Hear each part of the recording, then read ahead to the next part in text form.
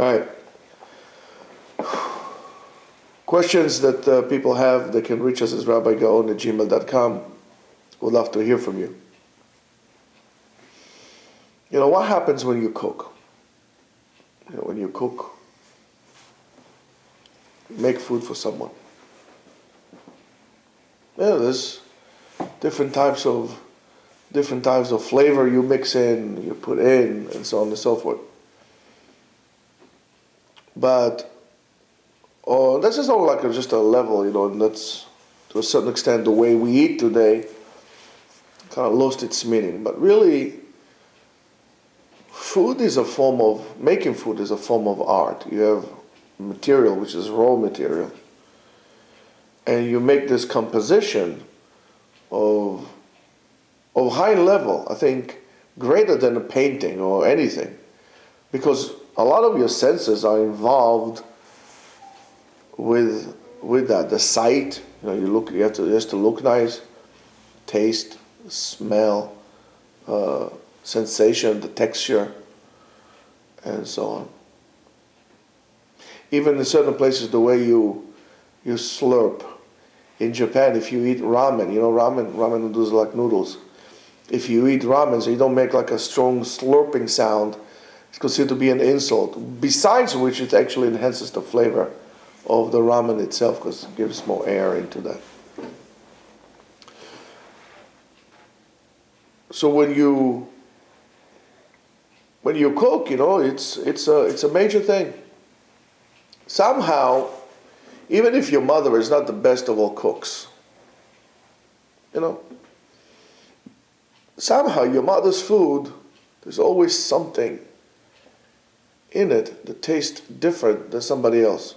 You can go to a restaurant or to go to this woman, she will make you food exactly the same recipe like your mother, but your mother's food will taste different, and it will taste different to you than to other people. So let's say, for example, I'll go to your house, to Lavian's house. His mama is going to make us empanadas, and what else your mother's making? Huh? Empanadas, that's all she makes. Empanadas? No, those like, those dough things, like half moon ones. I gotta talk to your mama. She doesn't make you empanadas. Oh, it's like those Argentinian things, Mexican, Spanish thing. Like half moon with dough filled with stuff. Okay, look it up. Anyway, so let's say, for example, I'll go to his mother's house and make empanadas, right? I'll say, okay, the empanadas are pretty good. However, to him, they taste different. He tasted something, it's what the Japanese call umami. It's this flavor that, I guess, some kind of like a chemical reaction that certain foods get, that it's a flavor that you don't really, it's not one of those, of the flavors that we know, the sour, the sweet, and pungent, and so on and so forth. It's umami. It's a different flavor.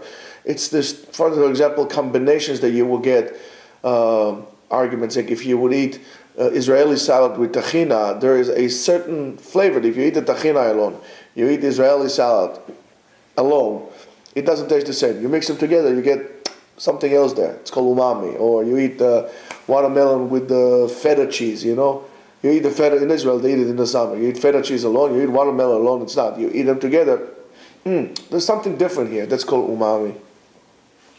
So you have your mother's umami in the food as well. And the answer is very simple. Because what happens, you can take the ingredients and you can put the stuff like this in a plate, and you can give it to the person and you eat it, and it tastes like very benign. That's why mass-produced food tastes the way it tastes. There's no personal expression of the food inside. So when you cook somebody, you're basically giving somebody a gift. Let's say I'm making you a bowl of soup. I'm giving you, even a sandwich. It's a gift that I'm giving, that I'm making, and I'm giving to you. And in that gift, you put yourself inside, your emotions inside. For example, if I would cook and I would make Turkish food, it will be very hard for me to cook Turkish food if I'm listening to, let's say, Japanese music. However, if I would put Turkish music, most likely my food will have some Turkish feel to it, or the recipes will go, or Spanish food, and so on and so forth. So in other words, your experiences and yourself comes into the food. And you're giving something from yourself inside. And that thing is called spirit. You put your spirit into the food. And then you give it to the person, and the person eats the food, and then the food becomes a part of him. Right? When you eat the food, you are what you eat. The food becomes a part of you. And so your spirit becomes a part of him. Now you might understand why certain chachamim would not eat anywhere. Or from anyone. Because a part of the neshama, a part of the soul, goes into the food and eats it. Now you understand why chachamim made the takana of bishul akum, of bishul goyim. The goy can cook, but not for me. He put something in it. I need to do something in that in order to be able to eat it. That's why you got to be very careful. Not only what ingredients you put inside, but also who cooks it for you. If you don't believe me, ask your mothers when they make dough for challah on Shabbat. If your mother is angry, the dough is not going to rise right. If she is not, if everything is okay, the dough will taste great. If she is happy, it will be fantastic dough. The challah will taste different. You can't compare a homemade challah to a store-bought challah. And that's why it's very important to do that.